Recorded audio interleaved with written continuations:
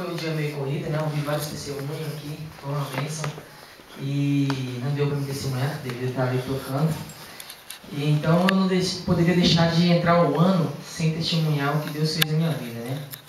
Então os 3 primeiros anos aqui foi só patinação. Patinava, trabalho complicado, foram 3 anos de muita luta. Fiquei 6 meses desempregado, 6 meses desempregado, sem bico, sem nada.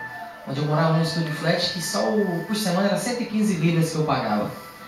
Então os irmãos perguntam, mas como aconteceu isso? Eu também é uma surpresa para mim. Teve vezes eu achar dinheiro na rua, outra hora eu estava em casa e meu irmão falava, ó, Deus mandou te dar isso. Eu falava, não, ele falou, não interessa como, nem porquê, nem pergunta, apenas pega.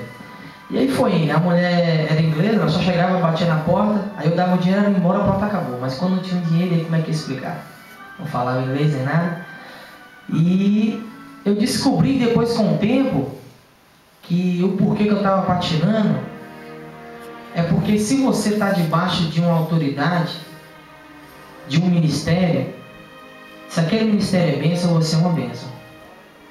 E se aquele ministério passa por tribulação, ou se a diretoria do ministério em si não tem uma certa sabedoria, ou então está passando por tribulação, você acompanha também, você também passa por tribulação. E depois de 3 anos ali onde eu congregava, muita luta e dificuldade, hoje eu venho aqui dar graças a Deus e testemunhar pelos semeadores de Boas Novas, que tem sido uma bênção na minha vida, uma bênção na minha família, a vida dos nossos pastores. Graças a Deus, depois que a gente passou a congregar também, onde tivemos acompanhamento, onde tivemos os pastores que nos aconselhou, o que fazer em todas as áreas, tanto financeira ou conjugal. E graças a Deus, a partir daquele momento, Deus abriu as portas, as coisas foram acontecendo. Eu arrumei um emprego no qual eu não consegui em 3 anos, em 1 ano eu consegui adquirir o que eu não consegui em 3 anos. E isso foi uma bênção maravilhosa.